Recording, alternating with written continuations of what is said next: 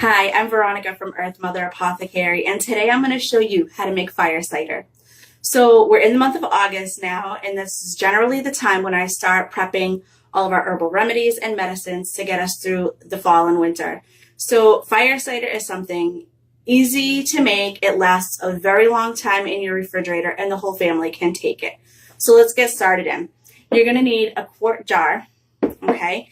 And here I have all my ingredients all prepped up. So I have a half a cup of onion just diced up, a half a cup of ginger root, just chop it roughly. This is a half a cup of horseradish. And horseradish is this funky looking root, but it is so good for you. It's antimicrobial, antibacterial. It's spicy, so it is going to burn any nasties trying to live in your body right out. You probably all know what ginger root looks like because this was our herb of the week back in January. And so I don't need to go in and tell you all the good things about ginger because you should already know that. Then here we have a half a cup of turmeric root. That just looks like this. It's kind of similar to ginger. It's much smaller and it's orange. I would advise you to wear gloves when you're working with it because it will stain your hands. I just peeled this and roughly chopped it. I did peel the ginger and the turmeric as well. I then have a quarter of a cup of garlic that I've just crushed the cloves, nothing fancy, and then 2 jalapenos just chopped up. This looks like a lot. My jalapenos were rather big today. I have about a teaspoon of dried black peppercorns. And then I have the zest and the juice of 2 lemons. So what I'm going to do is I'm going to try to fit all of this into this jar. So let's go. Let me start with the heavier stuff first. So I'll do the roots first. The ginger, the horseradish, and the turmeric. It's really easy. Just chop it up and dump it into your jar. Not much more to it than that. So fire cider, there's many different ways that you can take it. You can take it kind of like in a shot glass, just take a shot of it. For kids, I might recommend, a spoonful. It does have a strong taste. Obviously, we're putting a lot of strong flavored roots and herbs in here. So they may need some adjusting to it. Let me see. You can also use so many other things in this recipe. In addition, you could add stuff like if you didn't want to use lemon, you could use grapefruit or orange because citrus all has great benefits. The vitamin C and just that citric acid is so good. You can also add cayenne pepper or other dried chilies, give it a nice kick. And then if you wanted to add herbs, you could add like rosemary or thyme, even oregano. Oregano has very strong antiviral properties. So that would be excellent in this fire cider. And then if you wanted to, you could add like rose hips. That again will add vitamin C boost. Star anise, that'll give it a nice flavor. And you could do like burdock root. Burdock is like blood purifying and things like that. So that's always good to have on hand. And then astragalus, which is another immune booster.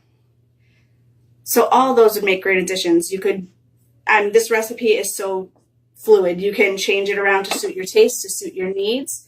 You can add things, you can omit things. It's really a matter of preference. Now I'm just going to pack this down a little bit because I need to have room to add my liquids. Just get all of this goodness in here. All right, I think that's going to just about do it. Get that out of my way. Like I said, just want to pack it down a little bit. It doesn't need to be tightly packed, but you want to have some room because like most of our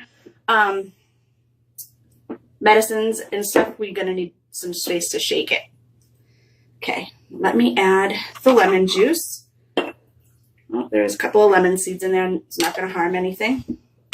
Now, the last thing you're going to need is raw, unfiltered apple cider vinegar with the mother. I'm going to take this and I'm going to fill it right up to about this first rim in the neck. That'll give me some room to shake it. And it will give me some space between the lid. There we go. Now I want to give it a second because you can probably see air bubbles coming up. You want to make sure all the air bubbles are out. You can even take your spoon or a chopstick or something and just stick it down there. I mean, it's not imperative to have all the air bubbles out, but if you get them out, you can add more liquid. Okay, so that is pretty much it. I'm going to put a lid on it, and I'm going to leave it either in my cabinet or in a place out of direct sunlight for about 4 weeks. And I'm just going to shake it occasionally.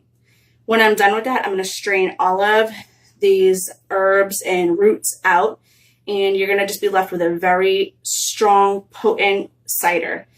What you're going to do then is you can add some raw unfiltered honey to it, to your taste, if you like a little sweeter, or especially if you're giving it to your children, and to make it a little easier for them to take until they get accustomed to it, add a little extra honey, make it nice and sweet. You could use maple syrup if you wanted to. I do use honey in this because the benefits of honey are so great. It's so good for you getting over colds and flus, things like that. So I would never leave it out of this recipe. Now, again, as I said before, you can just take this as like a shot, take it in a teaspoon. For a child, I might say give a spoonful because it is very potent. It is very strong. You can also, when you're sick, you want to be taking this daily. But even when you're not sick yet, if you want to keep your immune system boosted, you could take a teaspoon or so a day, or just incorporate it into your regular food. And one great way to do that is to make a dressing out of it. So to make a dressing out of it, you just take a little bit of your vinegar and you mix it with a little bit of oil. And at that point, you can add additional herbs and spices. I don't put any of the like rosemary and oregano and that in mine because I do use it in a variety of culinary ways.